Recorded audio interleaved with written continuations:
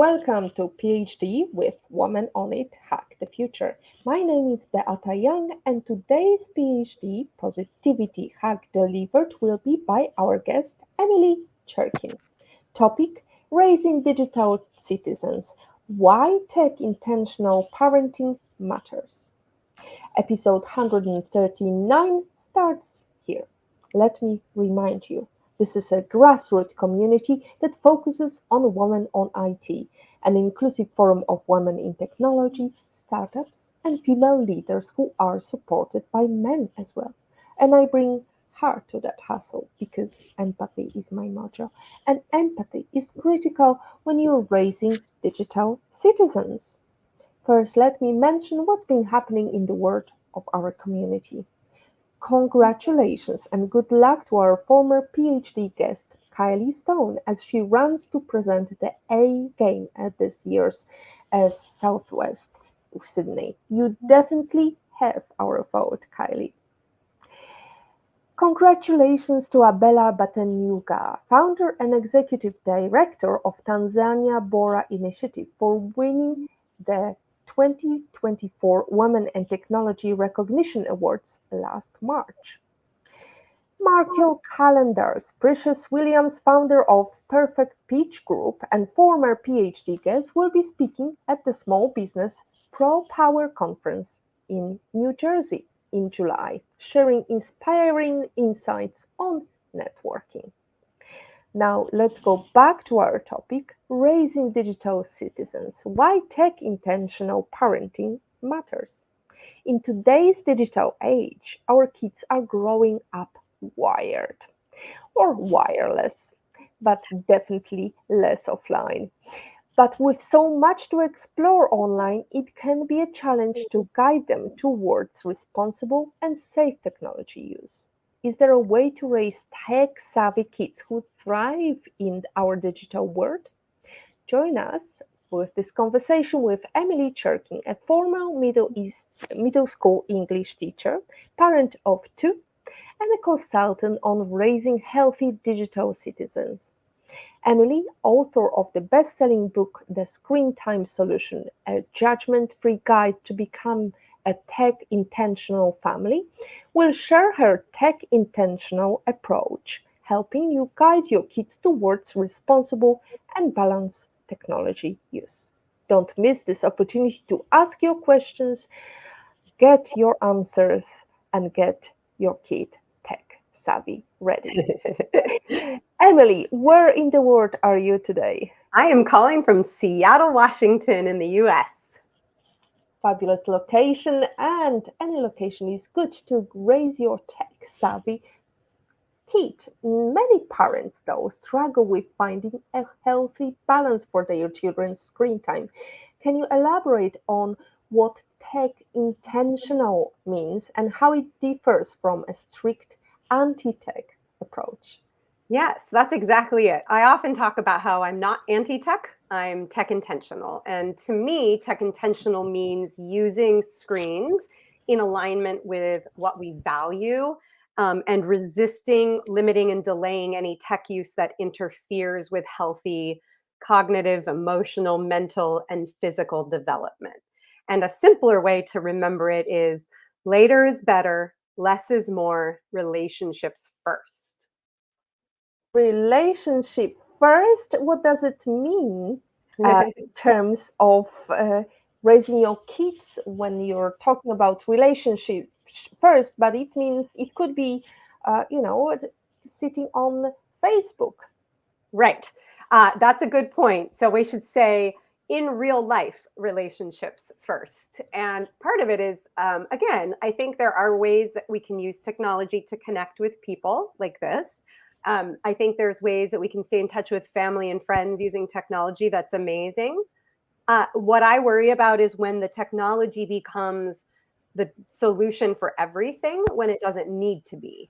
And often what I hear from parents is, that tech will solve a lot of problems for them as a parent, but it displaces the relationship piece of it. So a lot of parents want to know what's the best parental controls that I should put on my children's devices. And if that's the only question that they're asking, I would like to ask, well, what about the relationship part too? Because just putting the controls on doesn't solve the problem.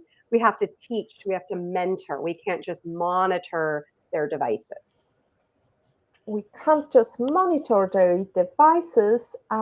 However, your first habit focuses on accepting good enough as a parenting approach. How can Yes. parents overcome perfectionism and embrace this concept when it comes to managing screen time?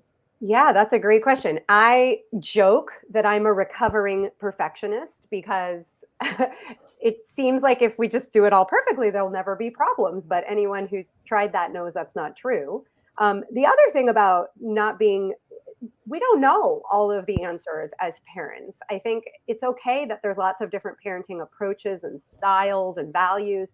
What matters is that we are in communication with our children about why we have the rules we have or the values we hold. And when we make mistakes, that we own it and we talk about it and we say, oh my gosh, I messed up. I didn't know that, or I didn't know what to do. I feel like it's really a hard part of parenting is to not know the answer to everything. And so I really encourage parents to take those opportunities to say, I screwed up. I didn't know. Because that's great modeling as a parent too. It's a great opportunity for your kids to see, hey, we're not perfect either, and making mistakes is part of life. In fact, it's a healthy part of life. And so, and when it comes to technology, I think we have all kinds of opportunities to talk about mistakes. Hmm. Mistakes so difficult to admit to them because it shows vulnerability, whereas our children want to have strong parents who are a perfect model. How can we keep the healthy balance? I actually think vulnerability is that it is a strength, even though that sounds like a contradiction, because I feel like being able to admit when we're wrong or that we don't know something shows that we're all a work in progress, that we're all learning more to be better humans. And I think for children to see that in their parents is a really powerful lesson. It doesn't mean that we don't see them as strong. I mean, I think in a healthy family, kids admire and respect and love their parents even when they're not perfect. And so I think it's important to raise kids, especially when we look at, the rates of mental health crises in the United States in particular is of course what I'm focused on, because that's where I am. But the rates of mental health decline for young people are pretty significant. And I would argue that it really matters not so much how we are parenting, but that we have the relationship. Again, that we're connected to our children in a way that when they struggle or when they're scared or upset about something, they come to talk to us about it. And our response to them is, thank you for telling me, how can I help? Right. And that's going to look a little bit different in every family, and that's okay. What I worry about is when kids don't have an adult they can come to. And so when something happens, whether it's online or with a friend or something scary in their life, that they turn to the internet instead, and there might be some useful tips on there, but a child isn't going to be able to filter the fake from the real, from the scary, from the unhelpful. And so that's where I think the parenting part becomes really important. We have to teach them also about how to access information and, be the trusted adult that they can come to. And it may not be, oh, go ahead. Oh, well, it's almost like opening the Pandora box because Yes. there is so many things that are unhealthy in terms of, Yes. all these porn websites and so on. So maybe the start would be to actually monitor what pages our children are opening.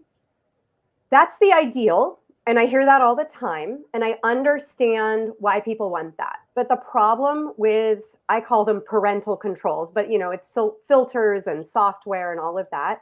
The problem with those is if they worked, we wouldn't be having this conversation. We wouldn't have articles and books and news stories talking about how problematic it is, because children are very savvy. It's always true that the children are more knowledgeable about the current tech than parents, which is true from when I was growing up. And, that's always been the case. It's also true that the internet has so much data and so much information in a new way that I call it digital whack a mole.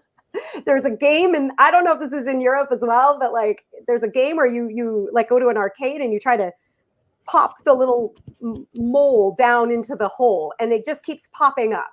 And so I see it as this is the problem. Whenever we try to like stop a website or stop an app, something else pops up in its place. And so it can be one tool to set limits and restrictions and try to filter, but it's not the only one. It has to be in conjunction with other things. Fantastic. It comes to my immediate thought, the funny meme that I've seen, which was basically a little note from the parents saying that the password to network can be unloaded once the dishes have been cleaned. Right. Do you believe that kids should have some control like that? And because it's basically a reward base. Yeah. You know, again, every family is going to do things a little bit differently. And I would say if that works for your family, great. The reason I hesitate a little bit is when we use screen time to reward, we make screen time even more appealing. It's the thing that children then want more than ever. And so I encourage parents to separate the chores from the screen time so that it's not if you do this, then you get that, which is a little bit. So the way I would phrase it is like, here are the expectations. As a member of our household, you are expected to do, these are the things we need. It's unload the dishwasher, it's clean your room. These are just as a member of living in this house. Then when those are done, then let's talk about what's coming next. And it doesn't have to be screen specific, because what happens then, if it's a screen, then that's all the kids want. And then they only do it to get the screen time. And the problem with that is we also have to remember we're teaching them life skills. We want children to know what it means to live with a roommate or eventually, do their own laundry. Those are skills they need to learn. And if they're only doing it because there's a reward, then it's an extrinsic motivation as opposed to something intrinsic. So I'm not saying you can't do it at all, but I'm just saying keep that in mind, as it may end up backfiring in the long run. Perfect. We've got a question from Mary. She's asking, I have a very playful toddler who also loves to watch kids shows, and I feel like I am obliged to watch this episode tonight. There you go. I hope he's watching us. And if he's not watching, that's fine, because we're going to have lots of tips from Emily today. Yeah. So that's very powerful what you talk about. The reward-based approach to using internet. I remember Melinda Gates talked about the fact that they never sit at the dinner table with their phones on. They always have to leave the phones in another room, so there is no disruption. Would you say it's a useful approach? Yes. I mean, yes, again, every family is going to have a different approach. What I recommend is that you identify a few zones or places or times where there are no phones for anyone in the family, because, and mealtime is great. Maybe it's a Sunday breakfast. Maybe it's every dinner. It depends, again, on your family and the schedule. What is important is that everyone in the family participates. So if it's a no phones at the mealtime rule, that means Dad can't bring his phone to the table. It's not just a rule for the children, right? And so one of the things that happens is if we make a rule, but it only applies to the children, then they're going to say, well, why do I follow that rule? If it's a family rule, but I'm the only one being asked to do it, that doesn't feel, they're not going to buy into that. It's not going to feel like it's a balanced thing. That doesn't mean kids have the right to do anything they want, right? Like parents have responsibilities and rights and privileges that are different. But I just encourage families, rather than a big rule like no phones at the meal table anytime, which some families might want to do, pick one. I mean, some families, it might be they don't do that ever. So let's start with one meal, that we all agree. And it's maybe even 15 minutes. One of the big things I tell parents is it's always things we can do, small changes to make big, longer term change. So baby steps is what I call it. Like, just a little bit at a time, and to think of it in the long term. So it's not just like I'm trying to do all of these big changes at once. It's little changes over time that are going to make longer term changes. So, small steps that lead to big accomplishments, and that's how you develop a habit rather than uh, encroach it on your family. We Yeah. have a comment from Precious Williams. Hello, hello. Hey, Queens. She says, I hope you are going to watch us today, Precious. And if you have any questions, feel free to ask. Now, we've heard all about the horror stories of families with massive screen time contracts that fail. Why is Yes. the baby steps approach so crucial for creating sustainable change in a household's digital habits? You touched upon the baby steps, how they develop habits. Talk about a little bit more about what are the healthy habits that you've seen in your family or in your vicinity or with your Yeah. clients that developed a very good approach. Yeah, that's a great question. And you're right. A lot of those big screen time contracts don't work. And the example I always give is anytime you download a new app, it'll say I agree to the terms and conditions and we check a box. How many of us read the entire thing? Most people don't, right? And so the same is true for a child. What they want is the device or the app like we do when we get the new app. So they're going to sign anything. They're going to say, "Oh yeah, yeah, yeah, I agree to all of this." But a child, especially a young child, has a very different brain from an adult, and they cannot hold that long contract in their brain for a long time. So, what I tell parents is if you want to write down some screen time rules, they have to be small, specific, and fit on a post it note. That's the amount of rules you should have. And it can be broad, like you can say, we do not have phones at the dinner table, right? Like maybe that's the rule. Or our rule is all screens get plugged in the kitchen at night. That's it. We got to start real basic because the more rules we have, the harder they are to enforce and the less likely they are to stick. So I can give a couple. Would you like me to give a couple of Yes, examples? do Okay. that. So my favorite tip to give is something called living your life out loud. And this is something anyone can do at any time, whether you have children or not. It's a great strategy. So, what it means is as you are reaching for your phone or your device, you say out loud what you're doing. So, I'm reaching for my phone. I'm going to check what time soccer practice is. I'm looking at my work email. I'm going to see what time I have to be at my meeting. Just constantly narrating. Every time you open a new app, every time you tap something, you're talking out loud. Now, a few things about that. It's annoying, right, for everybody around. But what it does is it brings our awareness to how we're using it. And so, again, going back to that intentional part of what I like to talk about is I am showing you that I'm aware of how I'm using this as a tool. I always say to children, when they see the back of our phone, they have no idea what's happening on the front. And so we need to give them really concrete ways that we're using it as a tool.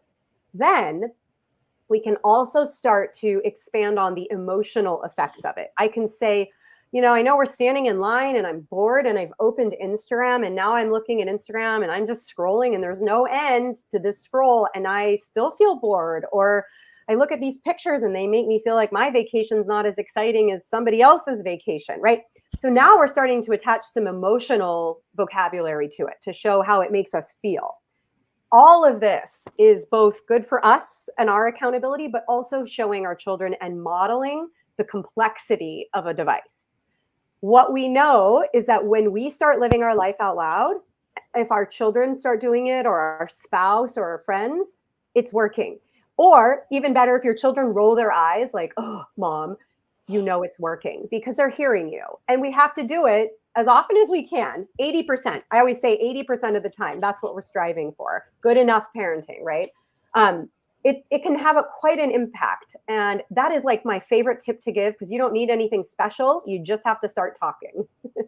You'd have to start talking. And what about if it still continues and you still talk and there is no end to that Right. scrolling down the screen? Right. Well, that's true. That could happen. So that's the first step, right? Is the awareness part, the accountability. And then what we need to do is have conversations with our family members. A lot of the work I do with private clients is looking at values, right? So what are the things in our family that are really important to us? You know, maybe we're really into hiking and being outside and nature. So what do we do as a family that supports that? And how does our screen use interfere with that? It might be also, how does our screen use, how can we use it to support our habit, right? Like maybe we use it to look up hikes, and that's a tool, right? We can model that for children. Here's how we're using it as a tool. But when we go out in the hike, we put them away. We want to be present in the moment. I mean, that's just an example. Every family will have a different one. Um, excuse me. So that's the first step, right? If you think, I think an interesting point you're making too is that oftentimes this is an adult problem, not a child problem. And I will say, screen time, the reason I work with parents is because I realize that screen time is not a kid problem, it's an adult problem that affects children. And that is where I go, okay, so we need to start with the adults, because when we work on our behavior and we talk about how we use screens, that's going to impact how our children do it. You mentioned involving children in creating screen time rules.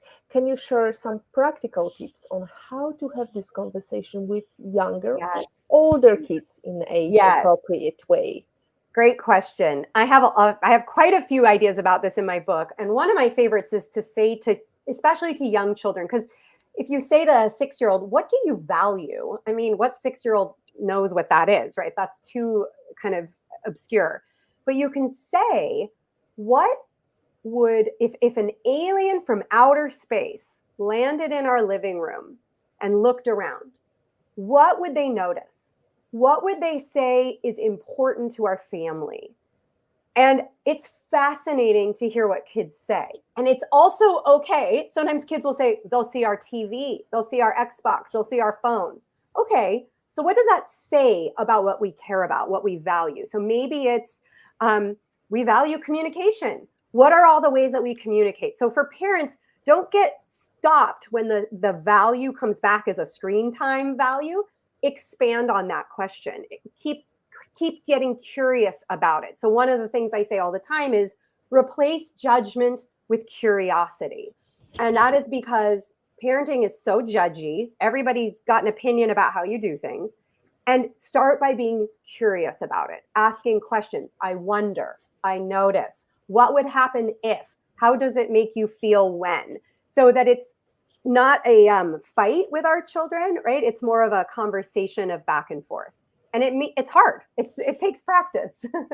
It's hard, it takes practice, but also you've got some people who may jeopardize your efforts. So to give you an example here, you have a bit of a perspective, Emily, because I was raising my child alone without my ex-husband, and quite often he would use my vulnerability, Yes. my weak moments, to point out to my child that I am not capable of looking after the child. How do you deal with that problem? Yeah, I get that question a lot when there's two different households and a child may go between. And you know, I'm not a mental health expert, so sometimes that tips more into that area.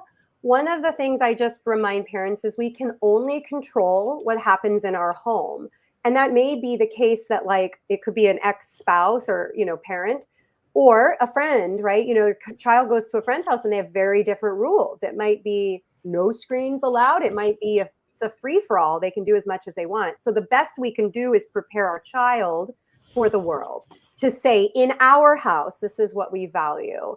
When you go somewhere else, it may be a different rule. And I know that, and I understand that, and I might not be able to control it. And that's hard for me, but that's why, as a parent, our focus has to be on, I can only control my controllables. You know, I can only do what's right in front of me. And that's hard, you know, absolutely. You know, that's not fair when that happens, but you know, that's sometimes part of life too. And so helping our children be able to sort of understand that not always it's not always good intentions, and that's hard. Yeah, so intentions are not there. Well, we have to deal with parents who have different approaches to screen time, Yes, and that could cause, for example, the child wants to leave your household. How do you deal with that's that? right. Because That's right. as fathers, they can have all the screen time in the world.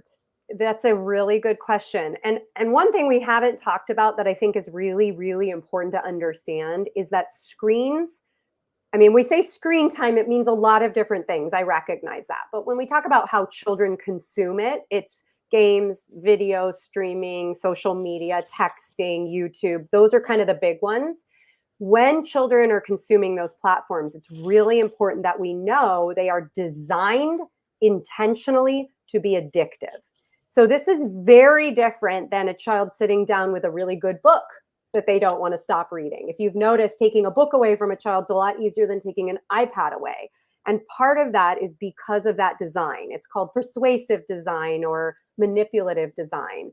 And what it does is there are elements, and tech companies are really smart. They've hired developmental psychologists to create tricks so that when children are on, they're encouraged to stay on longer. Now, adults are susceptible to this too, right? You know, like I said earlier, the bottomless feed on our Instagram or our Twitter or whatever app we're on, there's no end. That's on purpose. Or anytime you're watching a video and, you know, you used to have to click play next episode and now it auto plays. That's an intentional design change that keeps us on longer. That matters because the longer we're on, the more time we're watching something, the more opportunities we have to see an advertisement. And advertisements and ads is how companies make money, right? Is by getting money from ad companies. So it's very beneficial, excuse me, very beneficial to the tech companies, but it's extremely problematic for children because children's brains are not adult brains. They are far more susceptible to this. And so we are literally messing with their neural pathways. So it's like that dopamine feedback loop. It feels good. You want to keep playing. You just got a point in a game or you've got some reward and you don't want to stop. And if we stop them and interrupt that, we're interrupting that feel good dopamine. So that's one of the reasons that the reactions are so much stronger when it comes to screens and parenting. And so I really do think it's important for parents to understand that that's part of the challenge. So when it comes to going to someone else's house, we have to remember that is I always say you're not fighting your child, you are fighting a hijacked neural pathway. And so it's you versus the technology design, not you versus your child. And so, I mean, that involves a lot of conversations. I think it's valuable to teach children about this, to say, when you play that game, your brain really likes it. And I know it's really hard for you to turn it off. And it's because the game is made, it's designed to hold your attention. Kids will often respond with, that's not fair. They don't like being tricked. So I think there's power in educating them about what's going on. And then, of course, as parents, it's just challenging. We have to be adults. So, you know, again, in that two household situation, just saying, like, can we talk about some bare minimum shared values, even though we're different households? How can we do this for our child? And that's Okay. very hard. I understand that. Absolutely, as you said, life sometimes is hard, sometimes it's not fair, and we have a couple of questions. So let's be fair to our audience and tackle these questions.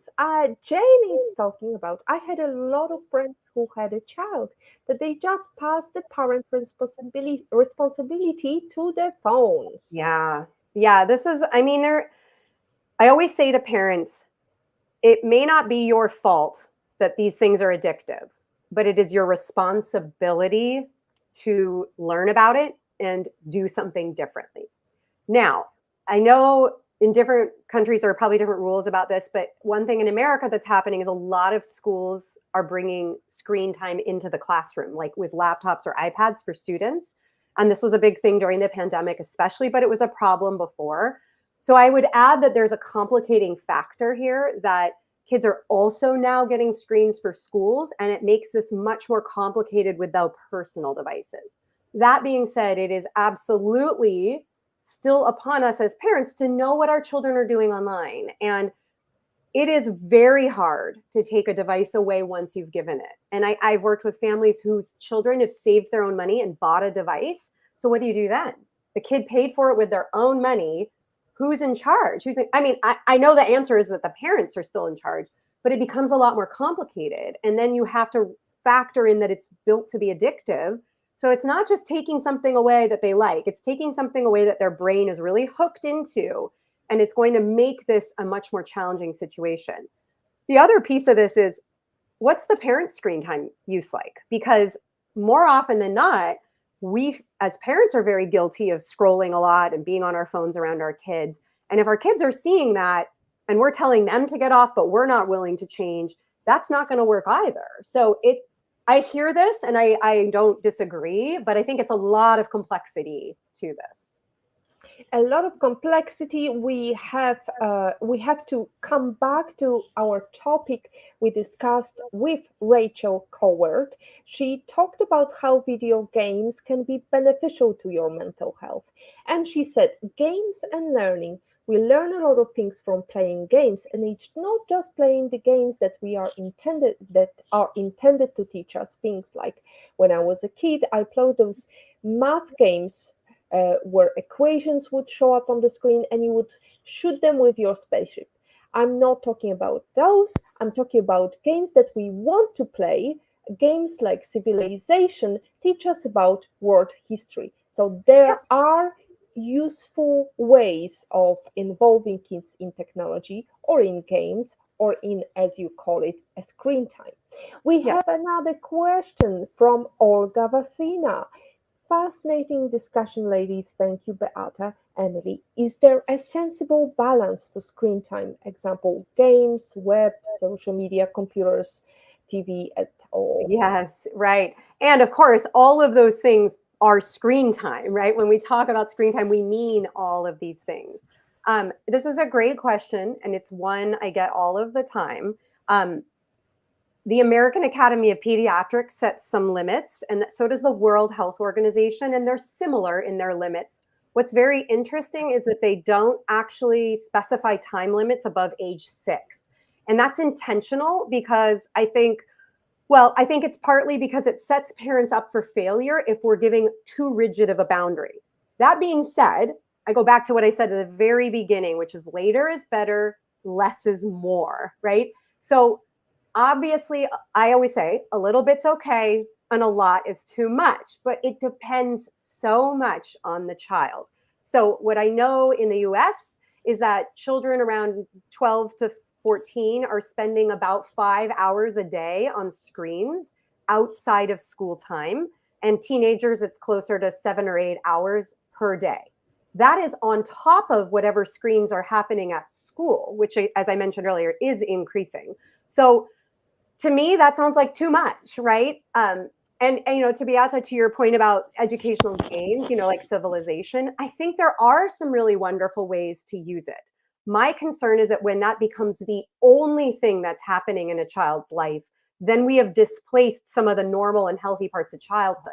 So if it's an exception, right? Like occasionally I'm going to play some video games, or occasionally we're going to watch movies together as a family, or sometimes it's just dumb TV and that's what we want to do. If it's the exception, not the rule, I don't see necessarily that there's a huge issue with that. I'm sure there are exceptions to that. So the questions I want parents to ask are these 2 questions. Do I know what my child is doing online? Not necessarily the quantity, but what they are doing.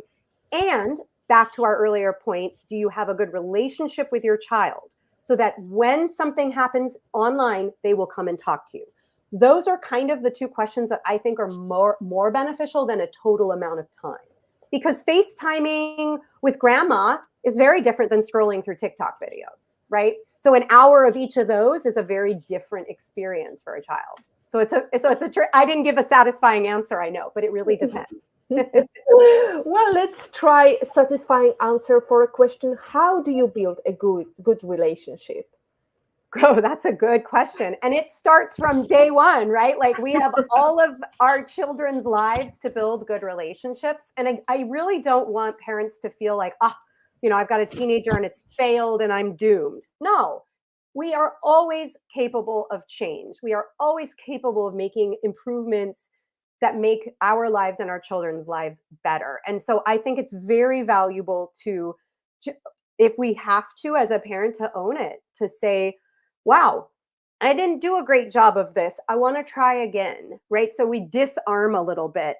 One of my favorite parenting lines a parent educator taught me: I forgot to teach you. This is such a powerful sentiment and a way of talking to our kids that makes the conflict kind of melt. So if it's something like, oh my gosh, I forgot to teach you that when we go to a restaurant, it's rude to look at our phones when the waiter is asking for our order. I forgot to teach you that. Oh my gosh. So it takes it off the child as a behavior that's bad or we're mad about, puts it on us. It's our responsibility. So that can be just a really nice little simple hack, right? To just use that line when we're not sure what to say. The other thing is sometimes we have to, I say, go backward to go forward. Sometimes we actually might use the technology itself to connect with our kids first. And what I mean by that is, I don't know, like Minecraft, right? A lot of younger children are very into Minecraft. So it's something like sitting with your child while they're playing. I know parents don't love it, and it's not the worst game, honestly. I think there's some creative elements that are pretty cool, but to sit and say, tell me about what you're building. Show me what you made. Express interest in their interests. That is how you start to connect with your children. Even if you don't like it, it's okay to pretend in that situation, to say, tell me about that. I want to learn because I see it's important to you. Then we can transition away from that. So it might be like, okay, our time is up. Put your tools in the trunk. Tell me what you're thinking about doing next time when we go upstairs or to the living room. Let's draw a picture of what you want to do next time, or explain to me. So we can kind of use the technology as the transition as well. That's not going to work for every child, but I feel like it's a way of validating what they're interested in, and that's a way of building connection. Well, that's a great phrase. I forgot to teach you that. It will go along with another great phrase from Karin Jakubowski, which starts, help me understand. Oh, yes. Help me understand. I love that. There Yeah. you go. And you talk about the neural pathways and how technology is abusing the neural pathways. We are a little bit manipulative here, aren't we? Yeah, yeah, it is. And it's funny because I tell parents, I'm like, parenting is marketing.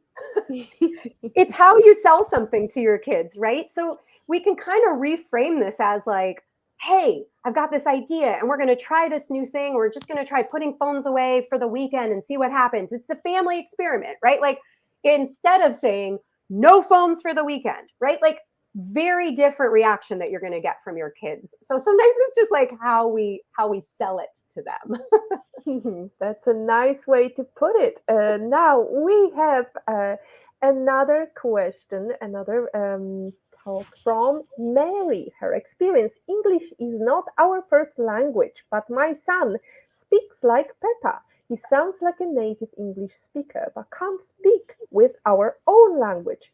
And responsible screen time really matters, she adds. Yeah. There you go. You can talk like Peppa the Pig. I hope it's not going oink oink. However, let's focus on some more questions we have now. Beyond limitations, are there specific apps or specific programs you would recommend to parents? Short answer, no.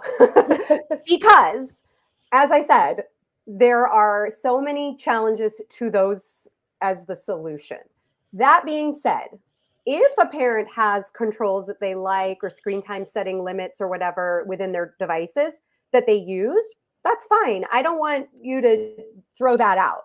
What I get concerned about is, for example, a parent will say to me, oh, I check my child's social media accounts. I'm staying up until 2 o'clock in the morning looking through all their feeds just to check on it. That's not a good quality of life for the parent. And it's also not great because then it's like, what about the conversation part, right? Like, she's not having that conversation with her child. She's looking at her stuff, which I don't want to say is a violation of privacy. I mean, it is, but nothing is private on the internet. So I understand parents need to do that. I also don't endorse products because to me, using technology to solve a problem technology created is challenging. And if they worked, again, we wouldn't be having this conversation. So, what I encourage parents to do is think about, again, later is better, less is more, relationships first. So, delaying access to smartphones as long as possible is great. So, maybe you were thinking age 10, wait till 12. That 2 years of brain development is so important for those children. You're only helping them. I have never had a parent say to me, I wish I gave my child a phone sooner. I wish I gave my kids social media access sooner. The other thing to keep in mind is that you might say no to social media and your child will get it anyway. And that may be because they have a phone. It might be because they're accessing it on a friend's phone or a school computer. So we can't just say no, right? It's not as simple as that. I wish it were. So it has to be a conversation about why. How does this fit into our values? What do we need to know? One thing I love to do, read the terms and conditions with your child. They are not easy to understand. They're written by lawyers in complicated language. It's long, it's boring. But hidden in there are things like, we actually won't protect your privacy, or things are never going to be private, or we might copy your images and use them for our own marketing purposes. Kids need to understand that. And I think parents often don't even know that themselves. So it's a valuable learning experience to do that together as part of a shared opportunity. If and when you decide you do want your child to have social media, or they ask for it and you're ready, make an account first as your child's age for you to use for a week first and see what happens. So I did this with Snapchat, pretended I was 15. Within 30 minutes, I got porn. And I didn't look for anything. It was just the algorithm fed it to me, saw that I was 15 and female. That was all the information I gave. So if you're not ready for that, your child definitely isn't ready to have that sort of unlimited access. And so we have to have those conversations, whether we want to or not. I mean, that's the reality. Cyberbullying is a growing concern. How can parents empower their children to be safe and responsible online citizens? Yeah, I mean, quite frankly, adults are cyberbullies too, right? If you Mm, look at any comment thread on any post that's not even controversial, right? So certainly modeling how we talk is how our kids talk, how we type is how our kids are going to write comments. Um, Again, later is better, right? Again, giving children an opportunity for brain development to get more mature before we give them a device, always better. The other reality is we have to talk to them. Why is it easier for us to write something on a screen than to say it face to face? When I was a teacher, I would actually have my students do these exercises, like try saying some of this stuff out loud. Doesn't it feel a lot harder? Why is it that we can feel safe behind a screen, but we would never say those things out loud? And so one of the things that I worry about is that parents give their children phones in order to keep them safe. Or I hear this a lot from parents, and I understand that. But in keeping our kids safe by giving them phones, we're giving them unlimited access to the internet, where safety is like kind of a mess. And cyberbullying is very, very real. And so I would say, from even before children have phones, talking about friendships and relationships and social skills, those are all really important childhood experiences that they need to have offline first to know how to deal with online. And one of the ways we can do that as parents is prioritize play as much as possible, offline play in the real world, unstructured, casually supervised. I'm not saying throw them into a risky situation, but give them opportunities for some risky play, because that's how kids build confidence. That's how they practice communication skills. That's how they learn empathy and critical thinking. Those are all skills that they are going to need to address cyberbullying. And we want them to come to us. So that has to be another thing we talk about all the time is when you see something online you don't understand, that's scary, mean, violent, pornographic, please come talk to me. I'll help you. We'll problem solve. I will never be mad at you, right? That is absolutely an important message we need to get across if our kid is anywhere near the internet. And that's a hard thing. Most parents are like, what? I don't want to talk about all that, but we have to. Mm, we have to. Well, if it happened that you were short-tempered, how do you go back and Yeah, apologize? great And question. mm, Yes, and I call that, I mean, it's not my word, but that's repair, right? When we want to fix something that we did wrong. Because that's a really important life skill too, is we make mistakes. We might say something that hurts someone's feelings and we may not have even meant to do it. That is all real world skill building practice that we can do offline first.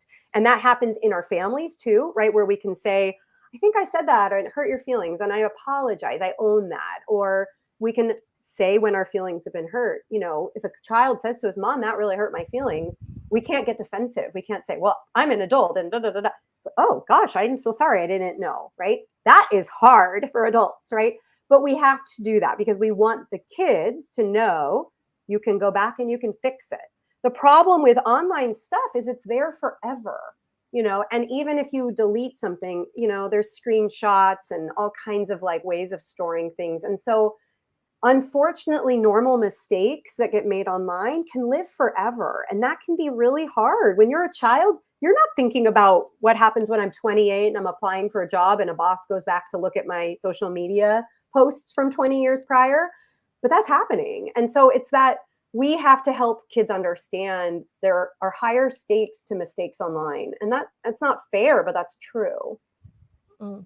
Looking ahead, Emily, what exciting trends do you see emerging in the era of digital wellness for families? Yeah, you know, okay, a few things I'm optimistic about. In the US and the UK, especially, I'm seeing a lot of movement towards phone free schools, which to me is a no brainer. Why would you let children bring phones to schools? And not when I say children, I mean kids as young as 6 and 7 bringing smartphones and smartwatches to school. That is very much happening. There is no need for a phone in a school, and actually, it's a lot of parents who push back on this, but schools have offices with landlines. That's all you need. And children need that time during the day to be free from their parents. That's going to be an antidote to mental health problems later. Giving kids independence and freedom in childhood to learn some skills independent of their parent is absolutely important to future mental health. No question. Another positive trend I see is actually the flip phone is kind of coming back just a little bit, but like sales are up just a little. And, you know, these sort of phone alternatives that I see as more appealing now. I think people are kind of burned out. The internet isn't what it used to be. I have a lot of hope for the young. I know this is a very cliche thing to say, but for Gen Z and Alpha, like they're kind of like, what did you do to our childhoods? We grew up with these devices and I don't think we liked it. And so I think there is a movement towards a more intentional approach, which is what I believe and argue for. So those things give me hope. I'll stay on the positive. Those things give me hope. Because we are joining Positivity Hugs Delivered, and let's talk about your book, The Screentime Solution. Can you share some key Yes. takeaways parents can take from the book? Well, you've heard a few already, right? Which is living your life out loud. That's one of my big ones. Another thing we go into more in depth in the book is looking at our own experience as a child. How we were parented affects how we parent our children, and so that can be a very valuable conversation to have with your, you know, your co-parent, your, you know, any other relatives in the family, because people often have a different approach to parenting. That's okay. It's normal. It's an opportunity for conversation. Um, at the end of the book, I do talk a little bit about some of the problematic screen use, like what some of those, like when we step into what's really worrisome behavior around screen use. But each chapter ends with little summaries of like, these are the highlights. These are a few things you can try at home. So that was my goal, was rather than focus too heavily on all the bad stuff and the problem, was what can we actually do about this? Here's the solutions, right? Rather than the problem. Well, speaking about books, what is the number one book you wish you read before you started your career? Oh, I love this question. So I recently read Jonathan Haidt's The Coddling of the American Mind. And he actually has a brand new book out called The Anxious Generation, which I highly recommend to parents as well. But The Coddling of the American Mind is a lot about what I was talking about with parenting and the problem with that overprotectiveness when children are young, depriving them of some of that experience as they get older. And so I feel like it's a book I could read at different points through my life and have a new viewing of it. So I encourage. It's a very good thinking book. So I love that one. Stimulates your thinking, and definitely you recommend probably in paper version. Exactly. Yep. The, there you go. Now, can you tell us your life lesson quote and how did it change you? Mm. So I love this. It's you can't control the wind, but you can direct your sails. And to me, that was a very powerful thought that like I wanted to be able to fix and control and make things perfect so that nothing bad would happen. And I realized that's never going to be possible. I cannot change how the wind blows, right? But I can adjust how I respond to the wind. I can change the direction of my sail. I can, shift my framework for how I see something. And that's been very powerful as a parent and as a educator and as a, consultant now is like helping people reframe it. So it just puts it in a positive, right? To positivity. It helps a lot. The reframing has been very valuable for me. Well, it goes well with our other quotation, which is quotation that we like to use, and it talks about if you don't like something, change it. If you can't change it, change your attitude. Yeah. Uh, that's Maya Angelou's quotation. And since we are talking about quotations, kids are like wet cement. Whatever falls on them makes an impression. Would you agree Oh, with that? Dr. Haim yes. Guinot said that. Yes. And they're also resilient. I think I understand the sentiment, trauma leaves a mark forever. And you can still shape cement, right? It's still wet, it's still malleable. But I understand that. I do, kids are impressionable and they're capable. I think that's a message I want parents to have confidence in your children's abilities, right? We believing in them means they believe in themselves. And that is again, those mental health fears later, they need those experiences in childhood. That's the preventative approach. Speaking about the confidence, social media can be a major source of anxiety and comparison for teens. What Yeah. advice can you offer to parents?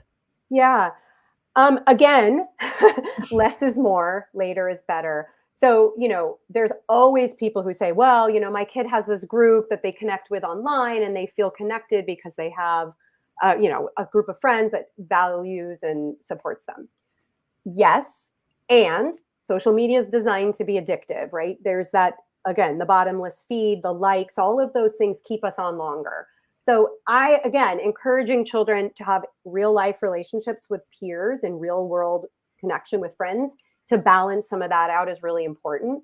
And not all children are the same. Not children are not standardized. So one child might be able to spend an hour in Instagram and not be that affected, and another child might have one negative comment and dive into an anxiety tailspin. And so the problem is, how much do we want to experiment on our kids, right? Like, I kind of want to give them an opportunity to get their brains fully developed before we go full social media.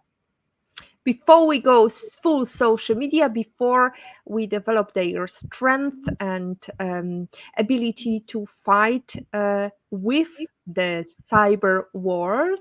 Now, Exactly. since we are talking about ability to fight, I like to quote Eleanor Roosevelt, who talks about women are like tea bags. We never know their strength until we put them in hot water. I love that. So, Emily, how are you brewing? How are you in How am hot I? water?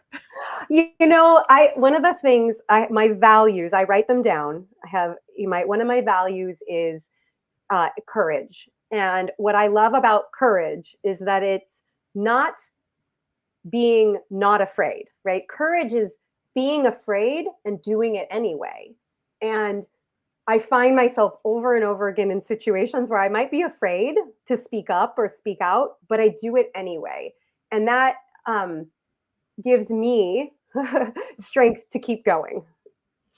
Beautiful. Thank you so much, Emily, for that answer. We've got a great comment from Patrick. In Patrick's opinion, marvelous and instructive show once again. Beata, thank you, Emily Cherkin. Very insightful. Thank you. I I totally agree with that, and thank you so much to our commentators today: Mary Aileen Esmeralda, Precious Williams, Jane, Olga Vasina, and IPO Vit. Emily, it's been a pleasure to Thank join you today you. and have all these great advice. I hope our um, commentators and also whoever is watching the show can relate to these great tips. And if you still need some more tips, go and buy the Emily's book. Yay.